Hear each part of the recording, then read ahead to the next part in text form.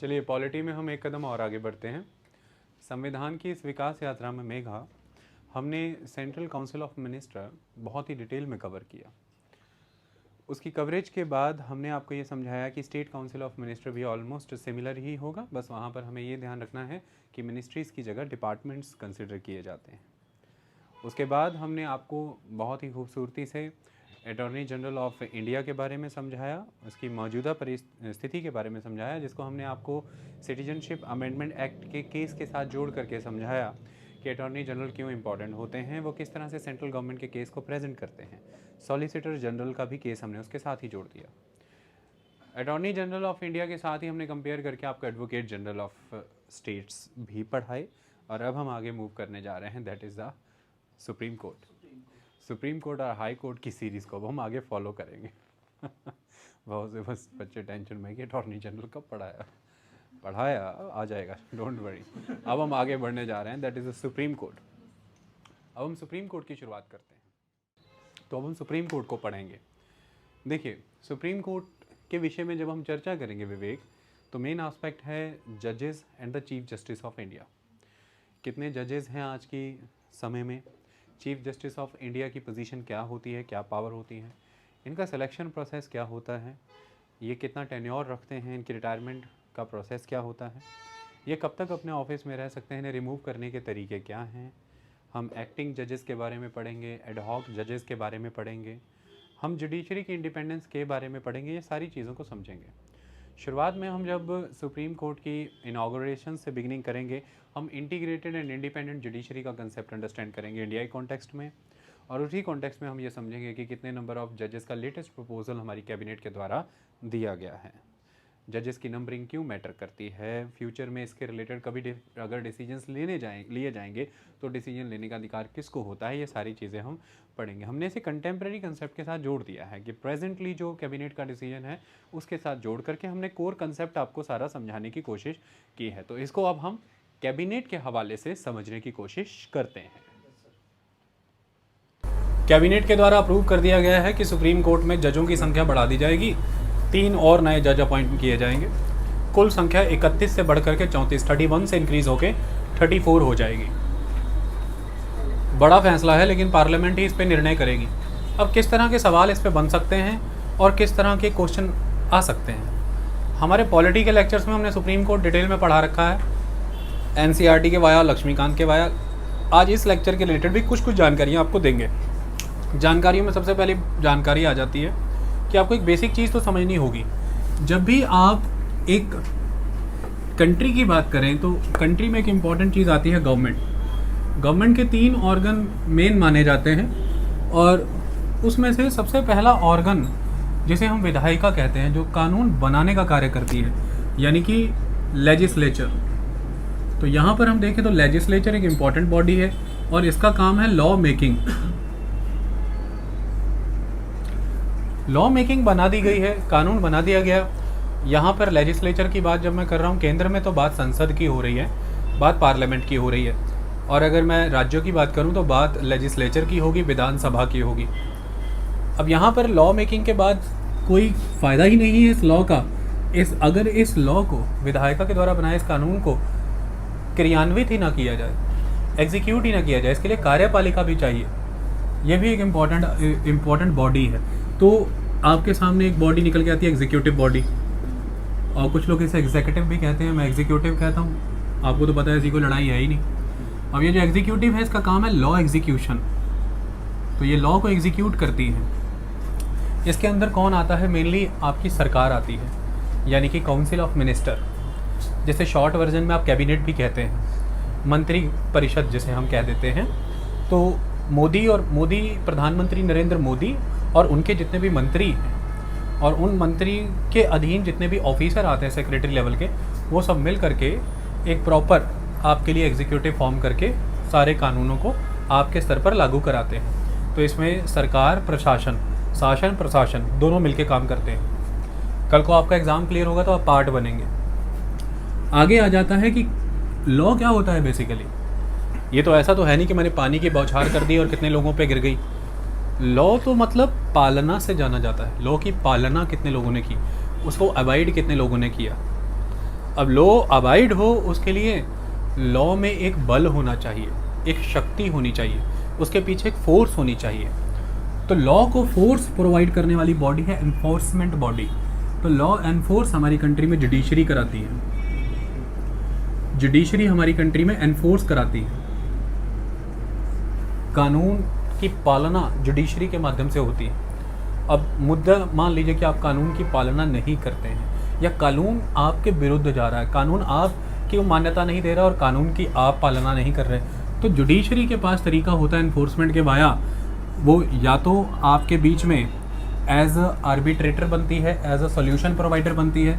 तो मोस्टली जो civil laws होते हैं, दो भाइयों का, दो बहनों का संपत्ति को लेके, ज़मीन को लेकर के कोई झगड़ा है, एक भाई ने संपत्ति अपना कब्जा रखी है, दूसरा केस फाइल कर गया, दोनों का केस हो गया, तो इसमें यह है कि सज़ा का पनिशमेंट या किसी तरह की पेनल्टी इसमें सॉल्यूशन है।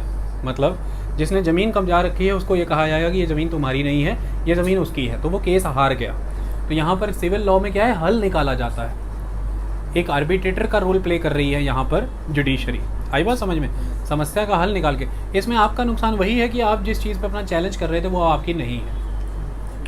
बहुत से और भी सिविल लॉज आते हैं, मैरिज से रिलेटेड, बर्थ से रिलेटेड, डेथ से रिलेटेड, वो सारे भी कवर हो जाते हैं इसी के अंदर। अब आता है दूसरा, क्रिमिनल लॉ की बात करें तो क्रिमिनल लॉ की अगर आप बात करेंगे तो क्रिमिनल लॉ के तहत आपको क्या दे दिया जाता है, या तो आप पर फाइन पेनल्टी लगाई जाती है या आपको सेंटेंस दिया जाता है 1 year, 5 year, 10 year rigorous imprisonment या फिर लाइफ टर्म इम्प्रिजनमेंट। तो इसमें आपके ऊपर सरकार मतलब जुडिशरी या तो फ़ाइन लगाती है या सज़ा देती है। सज़ा और फ़ाइन दोनों ही, सेंटेंस एंड पेनल्टी दोनों ही दे सकती है, ये दोनों चीज़ें चलती हैं। कुल मिलाकर के जुडिशरी 3 काम करके देगी आपको। एक तो काम बहुत हैं, ध्यान रखें मैं जुडिशरी का चैप्टर नहीं पढ़ा रहा। जुडिशरी का काम है राष्ट्रपति को सलाह देना भी, वो भी एक अलग बात है। जुडिशरी का काम है आर्टिकल 133 के तहत जब भी प्रेसिडेंट उनसे एडवाइस मांगे वो एडवाइस टेंडर करते हैं। जुडिशरी का काम है संविधान की रक्षा करना, प्रोटेक्टर गाइड है, उस पर बात नहीं हो रही। हम बात ये कर रहे हैं कि जब न्यायिक प्रक्रिया की बात आए तो जुडिशरी या तो आर्बिटर का रोल प्ले करती है, सॉल्यूशन प्रोवाइड करती है, या पेनल्टी लगाती है फाइन, या फिर सेंटेंस प्रोवाइड करती है, पनिशमेंट देती है, डेथ या फिर लाइफ। इसी के तहत अगर आज हम भारत में देखें तो ये जुडिशरी क्या, जुडिशरी माने कोर्ट कम्प्लेक्सेस हैं और कोर्ट जज से जाना जाता है, कचहरी जज की होती है और इन्हीं में 3 जजेस की अपॉइंटमेंट आज हो रही है। तो भारत की जुडिशरी की अगर हम बात करें तो उसमें हम सुप्रीम कोर्ट को समझने जा रहे हैं, क्योंकि 3 जजेस को समझना है, उसके पहले सुप्रीम कोर्ट की पोजीशन समझनी होगी। तो आज हम हमारी कंट्री में इंटीग्रेटेड जुडिशरी का कंसेप्ट फॉलो करते हैं। अब इंटीग्रेटेड जुडिशरी का कंसेप्ट अगर हम लेमैन लैंग्वेज की तरह कहें तो इसकी बहुत ईजी सी डेफिनेशन किताबों में लिखी है कि इंटीग्रेटेड जुडिशरी का मतलब ये है कि नीचे से ऊपर तक एक हायरार्की में सभी कोर्ट कम्प्लेक्सेस आपस में कनेक्टेड है, सारा कोर्ट सिस्टम कनेक्टेड है और एक पिरामिड बनता है। और इस पिरामिड के बॉटम पे अगर आप देखें तो डिस्ट्रिक्ट कोर्ट्स हैं, तो बॉटम पे डिस्ट्रिक्ट कोर्ट हैं लेकिन बहुत सारे हैं। उसके बाद अगर आप देखें तो हाई कोर्ट्स हैं और फिर टॉप पे सुप्रीम कोर्ट है। तो इस तरह से कहा जाता है कि एक पूरी की पूरी हायरार्की है नीचे से ऊपर तक। That's why it is integrated judiciary, but judiciary is independent also. Integrated and independent judiciary का कंसेप्ट हम फॉलो करते हैं। ऐसा कहा जाता है कि यूएसए से अलग है हमारा इंटीग्रेटेड जुडिशरी का कंसेप्ट, ये यूएसए से अलग है। और इंटीग्रेटेड जुडिशरी का क्या मतलब है यहाँ पर, वो यहाँ से तय होता है कि अगर आप ध्यान से देखें आपकी कंट्री में, तो आपकी कंट्री में 2 चीज़ें आपके सामने आ जाती हैं। संसद है जिसे हम कहते हैं पार्लियामेंट, और पार्लियामेंट उन मुद्दों पर कानून बनाती है जो मुद्दे यूनियन लिस्ट में हैं। मैं यहाँ पे कॉन्करेंट लिस्ट का जिक्र नहीं कर रहा हूँ, ईजी करने के लिए यूनियन लिस्ट। तो यूनियन लिस्ट के ऊपर लॉ बनेंगे, ये बनाए गए हैं सेंटर के द्वारा। सेकंड इंपॉर्टेंट एस्पेक्ट, आपके पास विधानसभाएं होती हैं और ये विधानसभा का मतलब होता है लेजिस्लेचर्स स्टेट्स की, और ये लेजिस्लेचर्स जो होती हैं ये स्टेट लिस्ट में गिवन आर्टिकल्स के ऊपर, आइटम्स के ऊपर कानून बनाती हैं।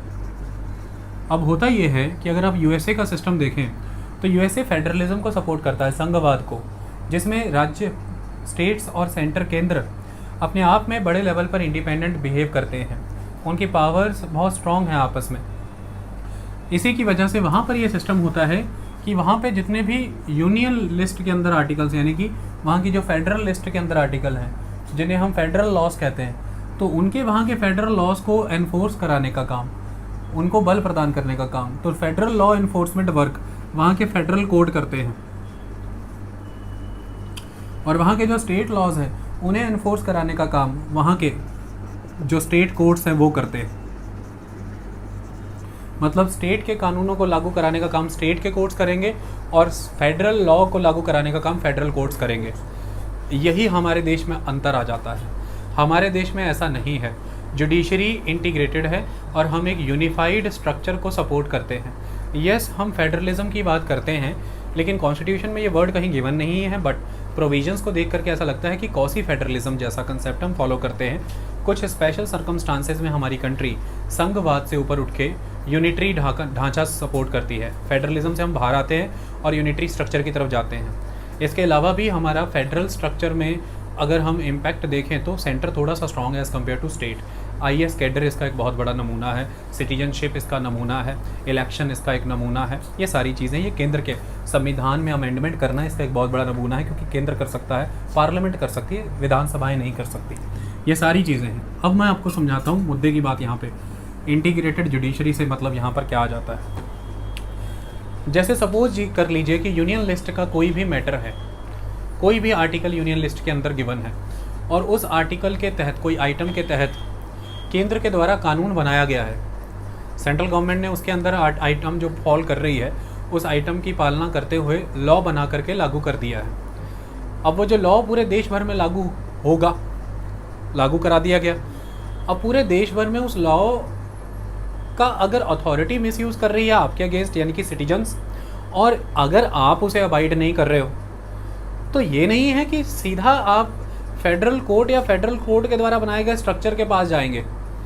You can very well go to the district courts, you can very well go to the high courts, then you can go to the supreme court. मतलब it is a responsibility of the whole unified judicial system to enforce the law enacted by the parliament which is enumerated into the union list. High courts or the district courts cannot deny that it is a kind of law developed from the item given in the union list. समझ आ गई बात? वो ये नहीं कह सकते कि ये जो कानून है ये कानून उस यूनियन लिस्ट में गिवन आइटम के बेसिस पे बना है, तो इसकी पालना कराने का जिम्मा सुप्रीम कोर्ट या सुप्रीम कोर्ट के बनाए हुए स्ट्रक्चर के ही पास है। District court, high court, district court के अधीन आने वाले फर्दर मेट्रोपॉलिटन कोर्ट्स या अदर कोर्ट्स भी उनको लागू कराएंगे। उसका वायलेशन या उसका ब्रेच होगा तो वो भी उस पर सुनवाई करेंगे। लाइकवाइज अगर कोई मैटर यूनियन स्टेट लिस्ट में है, स्टेट विधानसभाओं ने उससे जुड़ा हुआ कानून बनाया है और वो कानून लागू हो गया है उस राज्य के अंदर, ऐसे में आप एक अग्रीव्ड पार्टी हैं, यू आर एग्रीव्ड पर्सन, आपको वंचित रखा गया है उस कानून के फ़ायदे से, या आपके ऊपर एट्रोसिटी बरपाई गई है, या आप उसकी पालना नहीं कर रहे हैं, तो इस किसी भी केसेस में अपील के माध्यम से you can go to the supreme court, you can go to the supreme court and supreme court can enforce the law जो किसने इनेक्ट किया है, विधानसभा ने किसी राज्य की, और किस आइटम के बेसिस पे किया है, जो आइटम स्टेट लिस्ट में गिवन थी। वहाँ पे सुप्रीम कोर्ट ये नहीं कहेगा कि ये तो स्टेट लिस्ट का मैटर है और ये स्टेट गवर्नमेंट का इशू है, स्टेट लेजिस्लेचर ने ऐसा किया है तो मैं इस पर कोई एनफोर्समेंट नहीं करा के दूंगा। समझ में आई? तो एक इंटीग्रेटेड जुडिशरी है आपकी, ये बड़ी बात है। अब इस इंटीग्रेटेड जुडिशरी में एक बहुत बड़ी प्रॉब्लम आ जाती है कि फिर इंटीग्रेटेड है तो फिर where is the independence, because आपने एक हायरार्की बना रखी है कि डिस्ट्रिक्ट कोर्ट से हाई कोर्ट और हाई कोर्ट से सुप्रीम कोर्ट, तो बड़ा कोर्ट ऑलवेज पावरफुल रहेगा छोटे कोर्ट से। ऐसे में छोटे कोर्ट की को तो कोई एग्जिस्टेंस ही नहीं रहेगी। बिल्कुल बड़ा कोर्ट छोटे कोर्ट से पावरफुल है, लेकिन छोटे कोर्ट की एग्जिस्टेंस नहीं है, ये बिल्कुल नहीं है, क्योंकि इंटीग्रेटेड येट इंडिपेंडेंट जुडिशरी है। इंटीग्रेटेड येट इंडिपेंडेंट है। सबसे पहला तो इंडिपेंडेंट जुडिशरी का मतलब यहाँ पर ये होता है कि हमारे देश में आर्टिकल 50 के according separation of judiciary from the executive है। मतलब एग्जीक्यूटिव का जुडिशरी पे कोई दखल नहीं है और जुडिशरी भी एग्जीक्यूटिव से पूरी तरह से सेपरेट है। समझ आ गया? जुडिशरी और एग्जीक्यूटिव का सेपरेशन है। एक तो ये इंडिपेंडेंस है इनको। दूसरी इंडिपेंडेंस क्या है, अब सुनो ध्यान से। मान लो किसी मामले में डिस्ट्रिक्ट कोर्ट का कोई निर्णय आता है, हाई कोर्ट उस निर्णय को यह कह के नहीं पलट सकता कि यह छोटी कोर्ट का निर्णय है। हाई कोर्ट उस निर्णय को रीजनेबल ग्राउंड पे, एविडेंसेस एंड विटनेसेस के बेसिस पर बेटर इंटरप्रिटेशन के माध्यम से ही चेंज कर सकता है। That's means district court is completely independent, कि अगर वो अपने अधिकार क्षेत्र जुरिस्डिक्शन में आए मामले को प्रॉपर वर्कआउट करके कोई वर्डिक्ट दे रहे हैं, तो just being a superior court like the high court और supreme court, they can not revert the decision given by the district court. If they want to revert the decision, they need to provide a complete reasoning behind that. It means there is a sanctity of the district court. They are ultimately sacrosanct. There is importance of the district court. Likewise, अगर कोई decision high court ने दिया है, तो supreme court just being a supreme court or the superior court as compared to high court cannot revert the decision of the high court, cannot deny the existence of the high court.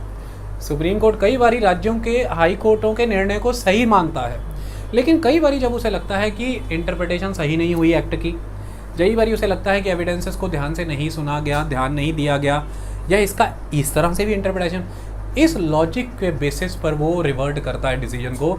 Just being a superior body revert नहीं कर सकता, मतलब high court की अपनी एक पूरी existence है. आई बात समझ में?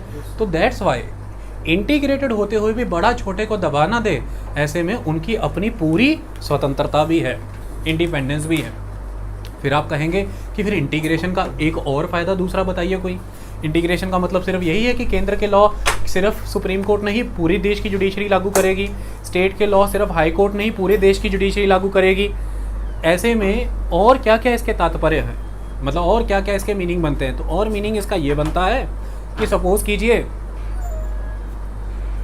कीजिए इस मामले में कोई भी लॉ क्रिएट किया गया है पार्लियामेंट के द्वारा यूनियन लिस्ट को फॉलो करके. अगर इंटीग्रेटेड जुडिशरी सिस्टम नहीं होता तो अल्टीमेटली आप उस लॉ का वायलेशन कर रहे हैं या उस लॉ का एग्जीक्यूशन करना है किसी भी मैटर में, आप सीधे फिर किसको अप्रोच करेंगे? सुप्रीम कोर्ट को. सुप्रीम कोर्ट तो फिर एक तरह का डिस्ट्रिक्ट कोर्ट ही बन के रह जाएगा. फिर क्या अंतर रह गया? सुप्रीम कोर्ट की एपेक्स पोजीशन का मतलब क्या है? नहीं, आप नीचे से ऊपर तक आएंगे, लेकिन ऐसे में निचली अदालतें को निर्धारित किया गया है उनके रोल, उनकी पावर, उनके एरिया वाइज. यहाँ पर इंडिपेंडेंस के ऊपर इंटीग्रिटी हावी पड़ रही है, यानी कि इंटीग्रेशन हावी पड़ रही है. जैसे डिस्ट्रिक्ट कोर्ट का अपना एक जुरिस्डिक्शन है, डिस्ट्रिक्ट कोर्ट की अपनी एक पावर है कि वो इस ग्रेविटी के केसेस को देख सकता है. डिस्ट्रिक्ट कोर्ट के ऊपर एक जिम्मेदारी है कि वो इतनी ही सज़ा तक, इतनी पेनल्टी पनिशमेंट दे सकता है. अगर डिस्ट्रिक्ट कोर्ट इनसे आगे जाता है तो हाई कोर्ट के पास ये ताकत है कि वो डिस्ट्रिक्ट कोर्ट को कह सकता है कि आप अपने जुरिस्डिक्शन में वापस आइए. इसके लिए रिट पिटीशन काम करते हैं. वो डिस्ट्रिक्ट कोर्ट से केसेस एक डिस्ट्रिक्ट से दूसरे डिस्ट्रिक्ट में चेंज करा सकता है. वो डिस्ट्रिक्ट कोर्ट से केसेस अगर उसे नीड लग रही है वो अपने पास मंगवा सकता है. ये सारी ताकतें हमने हाई कोर्ट को दी हुई हैं. लाइकवाइज यही ताकतें इसी तरह से सुप्रीम कोर्ट को हैं. सुप्रीम कोर्ट ये देखेगा कि हाई कोर्ट अपने जुरिस्डिक्शनल एरिया से आगे तो नहीं जा रहा. सुप्रीम कोर्ट ये देखेगा कि एक हाई कोर्ट से, और अभी उन्नाव रेप केस में अभी केस शिफ्ट करा दिए गए हैं वहीं से दिल्ली, ये अभी लेटेस्ट एग्जांपल है. तो सुप्रीम कोर्ट के पास ताकत है कि एक हाई कोर्ट का केस वो दूसरे में या दूसरे का तीसरे में, और अगर नीड है अपने पास भी ट्रांसफ़र कर सकता है. ये बड़ी बात है.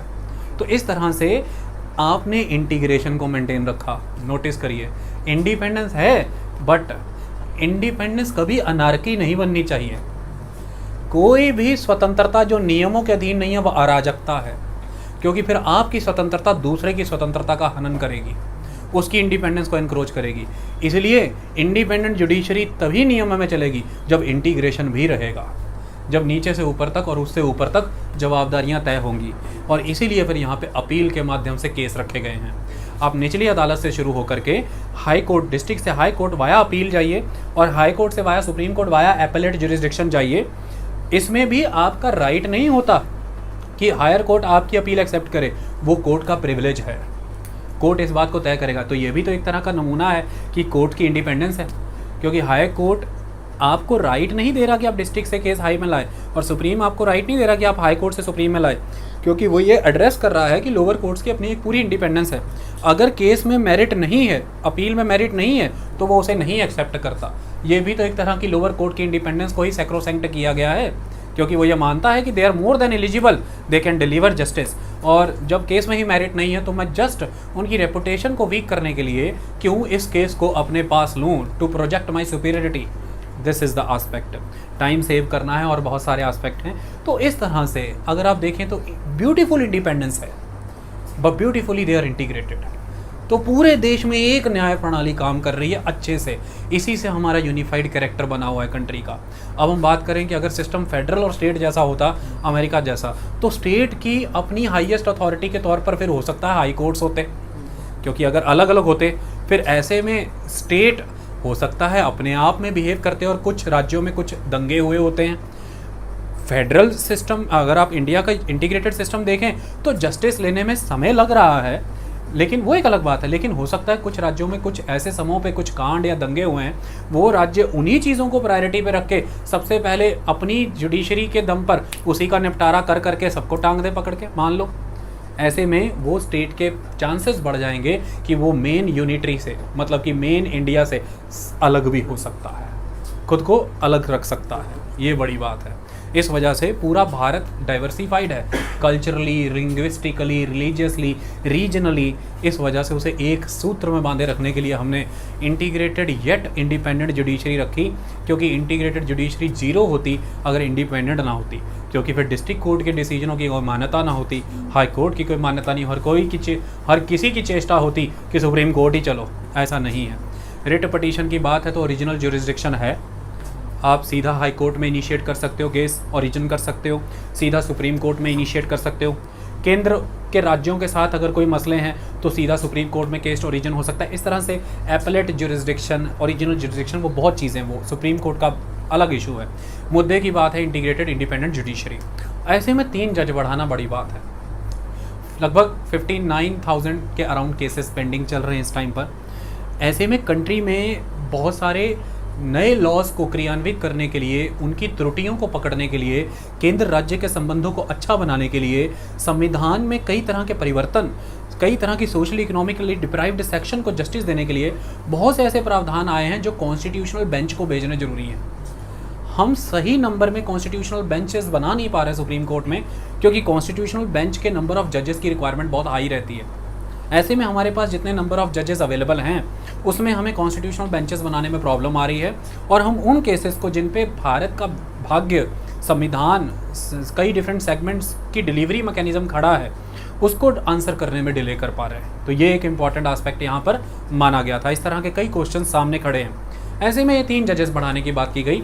मैंने इंटीग्रेटेड इंडिपेंडेंट जुडिशरी आपको समझाया। अब हम जजेस पे चर्चा करते हैं, जजेस कैसे नियुक्त होंगे और कैसे काम चलेगा। एग्जाम्पल अगर मैं आपके सामने रखूँ, जैसे मान लीजिए दिल्ली हाई कोर्ट का निर्णय आ जाता है कि भारत स्टेज 4 डीजल गाड़ियाँ अगले 1 साल में बंद हो जाएंगी। डिसीजन आने के बाद उस समय तक तो ये पूरे देश में ही लागू होगा। समझिए ज़रा बात को, देखिए डिसीजन दिल्ली हाई कोर्ट ने दिया, केवल दिल्ली में लागू नहीं है, पूरे भारत में लागू है, क्योंकि जुडिशरी क्या है, इंटीग्रेटेड, यूनिफाइड डिसीजन आता है। हाँ, उसमें अगर वो ये कहते हैं कि अगले 1 साल में दिल्ली में भारत स्टेज 4 की गाड़ियाँ बंद होंगी, वो फिर दिल्ली पे लागू होगा। लेकिन अगर उन्होंने कहा कि अगले 1 साल में देश भर में बंद होंगी, तो देश भर में लागू होगा। हाँ, आप चैलेंज करिए इसको, कोई बात नहीं। अगले ही दिन आपने चैलेंज कर दिया। अब हाई कोर्ट की किस बेंच ने डिसीजन दिया था देखना होगा, सिंगल जज बेंच ने दिया था कि 3 जज बेंच ने दिया था। तो पहले तो कोर्ट के अंदर भी बेंचेस होती हैं, लोअर बेंच से हाई बेंच में जा सकते हो। उसके बाद वहाँ से भी डिसीजन सेम आ रहा है तो you can approach to the supreme court. Supreme court में फिर डिफरेंट बेंचेस हैं, किस बेंच ने डिसीजन दिया, तो इस तरह से आपके डिसीजन होते हैं। फिर supreme court can revert this decision कि इंडिया लेवल पे नहीं ऐसा होगा, हम इस पे विचार करेंगे, और इतना स्टे पीरियड दिया जाता है। समझ आई? लेकिन पहले तो वो लागू हो गया था। तो इस तरह के बहुत से केसेस आते रहते हैं, आप देख सकते हैं। डिसीजन हाई कोर्ट दे रहा है, स्टेट का कोर्ट है, लेकिन डिसीजन सिर्फ स्टेट में लागू नहीं है, पूरे देश में लागू है। समझ आ रही बात? इंटीग्रेटेड है। अब आप समझिए, जज समझाते हैं आपको। देखिए, जज, मुद्दे की बात यह है कि देश में जो सुप्रीम कोर्ट बना है ये 28 जनवरी 1950 को इनॉग्रेट हुआ था, यानी कि हमारे देश में संविधान लागू होने के 2 दिन बाद, 28 जनवरी 1950। ये डेट आपको बेटा भूलनी ही नहीं कभी। ओके,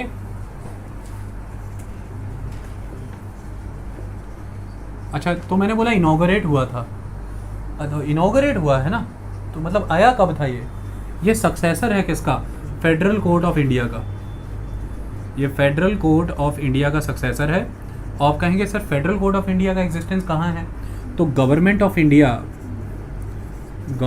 इंडिया 1935 एक्ट में है, यानी कि ब्रिटिश पीरियड के दौरान गवर्नमेंट ऑफ इंडिया एक्ट 1935 आया था, उसके तहत ये फेडरल कोर्ट ऑफ इंडिया आया था। लेकिन इसका सक्सेसर यानी कि supreme court of India federal court of India से ज़्यादा ताकतवर है। उसका कारण ये है कि ब्रिटिश पीरियड के दौरान highest court of appeal privy council हुआ करता था और प्रिवी काउंसिल लंदन में था, लेकिन आज हमारे देश में highest court of appeal supreme court ही है, इसके अलावा कोई कोर्ट नहीं है। तो this court is more powerful than the predecessor court, that is federal court of India.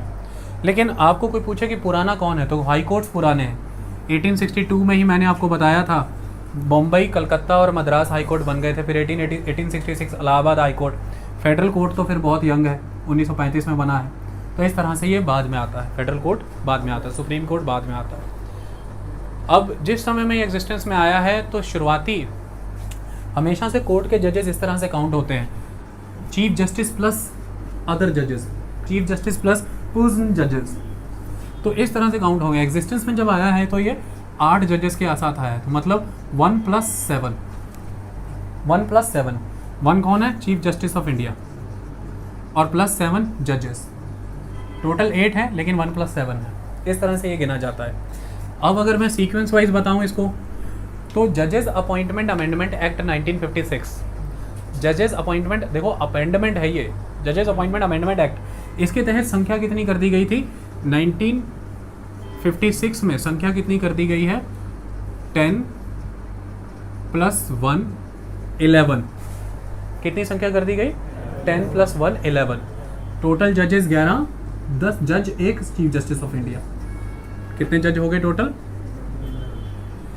1960 जजेस कितने कर दिए गए, 14, 13 + 1 14 जजेस, कितने कर दिए गए, 14 जजेस।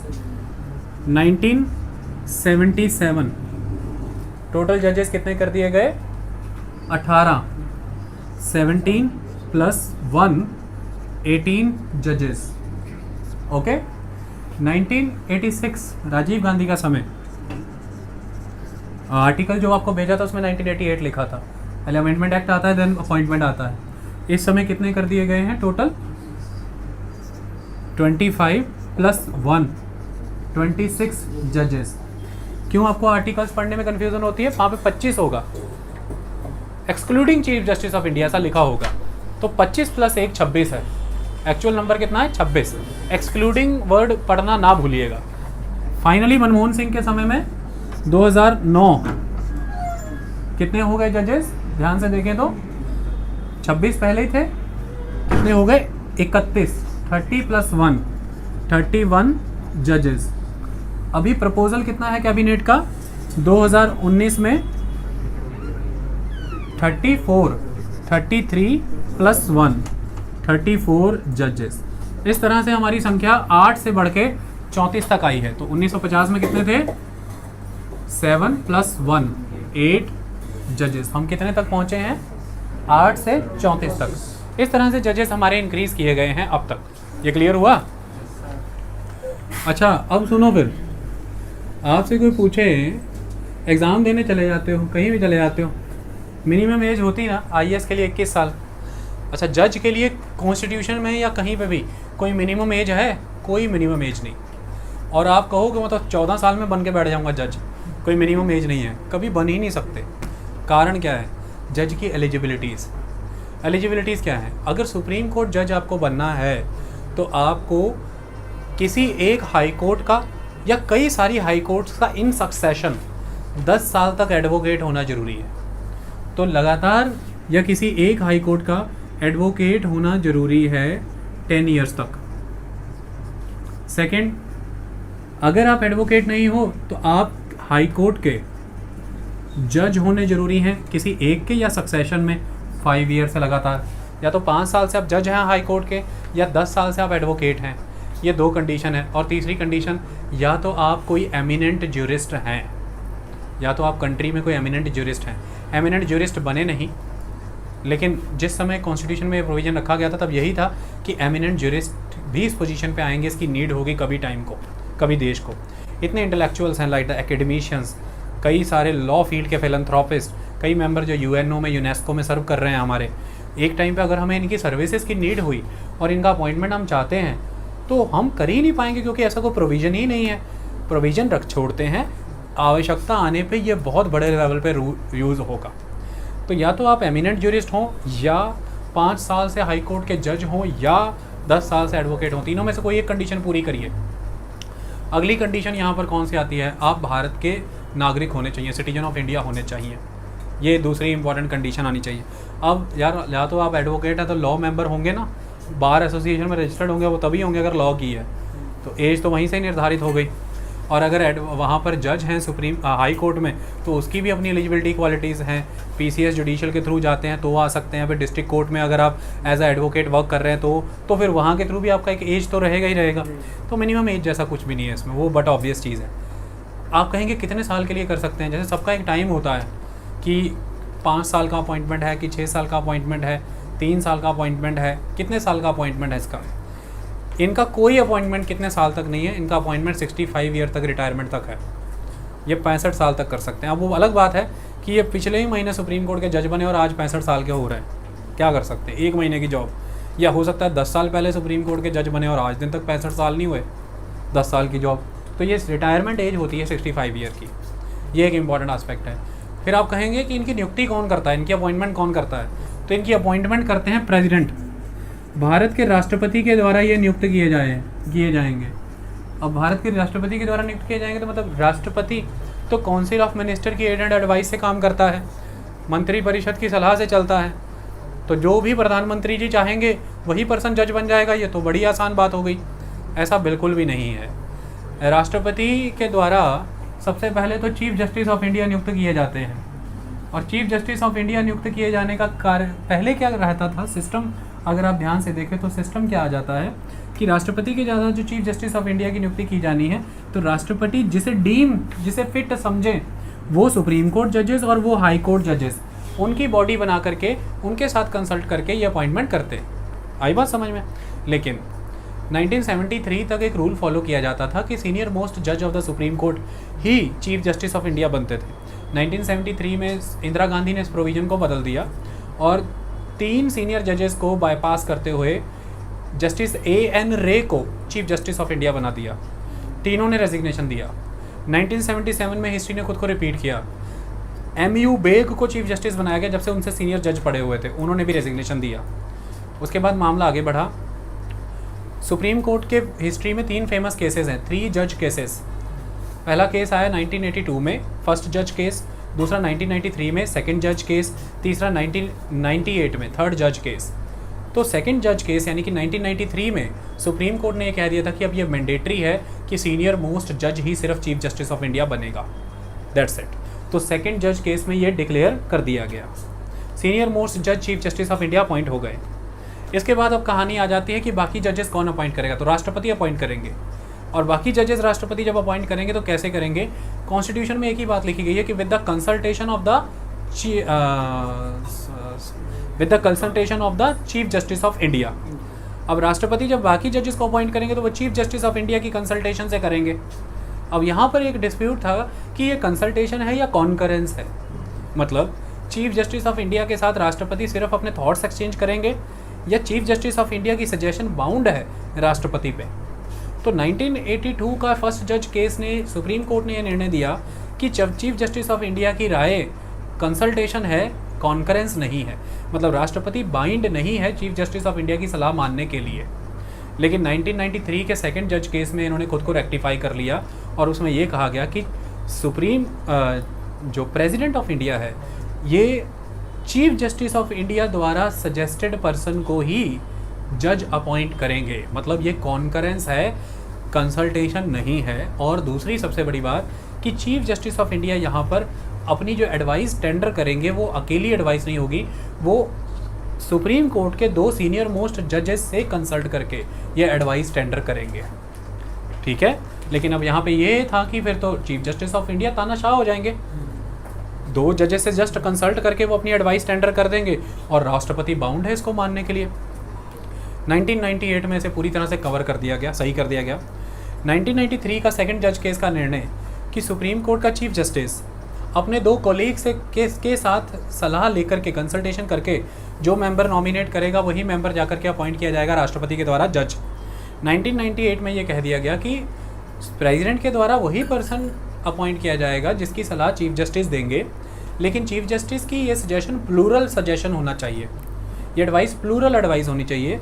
और प्लूरल एडवाइस आने के लिए चीफ जस्टिस ऑफ इंडिया के साथ सीनियर मोस्ट जजेस जो सुप्रीम कोर्ट के होंगे, तो वो 4 सीनियर मोस्ट जजेस का एक कॉलेजियम होगा।